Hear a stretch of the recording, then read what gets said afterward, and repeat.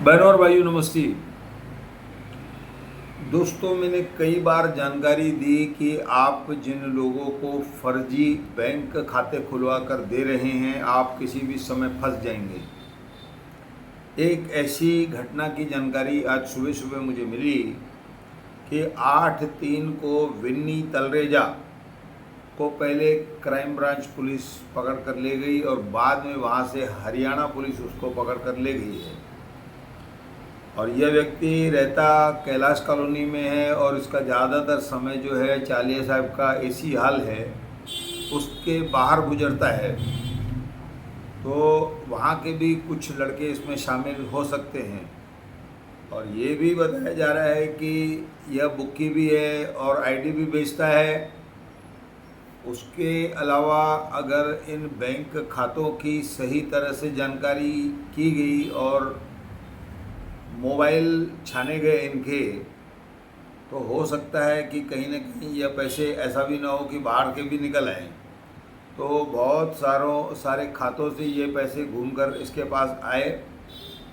Haryana police ने बहुत सारे लोगों से पूछताछ की जिसके खाते में ये पैसे गए हैं। वहाँ तक हरियाणा पुलिस पहुँची है और आखिरी सुराग जो यही था, विन्नी। तो आखिरी में इसका नाम आया और बताया गया कि इसके खाते में पैसे गए हैं। तो इस प्रकार से इसको धर दबोचा गया है। अब कितनी रकम चेकों में भरी गई है, कितने पैसे आए हैं, अब इनकी भरपाई कौन करेगा, इनको कौन कौन लोग और शामिल है। क्योंकि मैं बता रहा हूँ कि पुलिस घूमते घूमते घूमते यहाँ तक पहुँची, इतने खातों से पैसे ट्रांसफ़र हुए हैं। तो ये एक जानकारी है। तो मैं एक बार फिर आपको कहता हूँ, किसी को खाता खुला कर न दें। और अब जिन लोगों के खाते खुले हैं, धीरे धीरे उनके गर्दन की नाप होगी, ऐसा लगता है। इसके अलावा मैं आपको और एक बात बताऊं कि जो मैंने 11 करोड़ 80 लाख रुपए का प्रकरण पढ़ा था, अब बताया जाता है कि वह व्यक्ति जो लड़का है यहाँ का उल्लासनगर का, उसने उल्लासनगर की एंटीला में एक महंगा फ्लैट खरीदकर अपनी पत्नी के साथ वहाँ पर रह रहा है। दोस्तों, हराम की कमाई में ताकत ज़्यादा होती है, मैं कहूँगा। क्योंकि हराम की कमाई 1 रुपये के बदले हम 4 रुपये कर सकते हैं, क्योंकि हराम के हैं, वो टिकेंगे वैसे भी नहीं। तो इस तरह से अब इन लोगों ने बंगले गाड़ियाँ खरीद ली है, जो भी है। तो कुल मिलाकर ये भी एक जानकारी मिली है कि ये लड़का एंटीला में रह रहा है।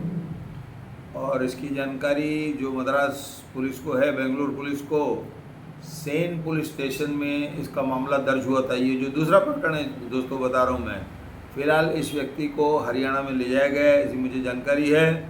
और जिन लोगों ने अब तक फर्जी चेक बुक खाते खुलवा कर किसी को दिए हैं, तो अब वो संभल कर रहे हैं, या तो उनसे खाता बंद करवाएं, या तो उनके खाता वापस ले लें, या पुलिस को वो लोग जानकारी दे दें कि अपने खाते वह बंद कराना चाहते हैं और हमारी चेक बुक और खाते किसके पास हैं, उनको कौन चला रहा है।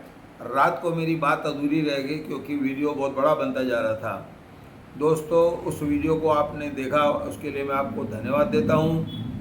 और दूसरी बात जो मैंने बताया कि यहाँ पर बहुत सारे जिन व्यापारियों ने, उनके पास 15,000 रुपये महीने में लड़के जो काम करते हैं उनके नाम से खाते खुलवा कर उन खातों में लेन देन हो रही है और उनसे सब चेक सही करवा कर ले लिए जाते हैं। अगर वहाँ भी कुछ गड़बड़ हुई, इसमें एक तो सीधी सीधी बात है कि गवर्नमेंट को जीएसटी का चूना लगाना है। और उसके अलावा इतना बड़ा कारोबार न दिखा करके छोटे छोटे कारोबार अलग अलग नाम से लेकर के किए जा रहे हैं, क्योंकि 40 लाख रुपए तक कोई जीएसटी नहीं लगती है।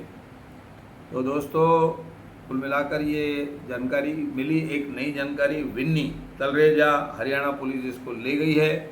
अब देखें ये कितने दिनों में वापस आता है और इसके साथ या फिर और कितने घसीटे जाते हैं, यह समय बताएगा। इतना कहकर मैं धन्यवाद कहता हूँ।